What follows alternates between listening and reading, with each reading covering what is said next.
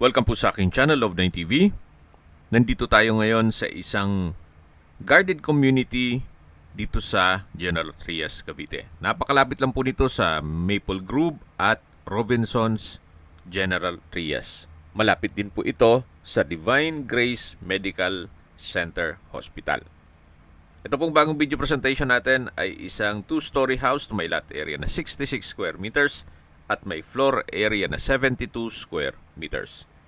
Ito po ititulado, buhay po ang may-ari, kaya wala po kayong maging problema sa documentation o sa transfer ng title. Meron na pong extension ng formal kitchen o improvement. May kitchen countertop, double stainless sink with faucet, modular kitchen cabinet, at dito naman po yung access door papunta naman sa covered lanay. Na pag dinerecho mo yan na po yung harapan ng bahay o garahe. Balik po ulit tayo dito sa loob. Yan po yung kusina.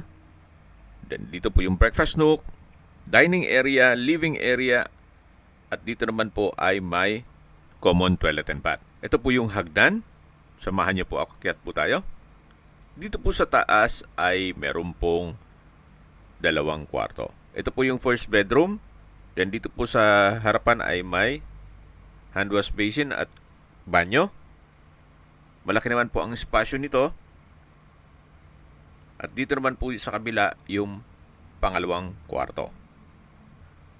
May wardrobe at drawer and dresser. Yan po yung mga kwarto dito sa second floor. Ang full video presentation po ay mapapanood nyo sa aking main YouTube channel na Love9 TV Official. Binibenta po ito ni owner sa halagang 4.5 million pesos net. Kung may mga katanungan po kayo, tawag lang po kayo sa aking numero. Maraming salamat po.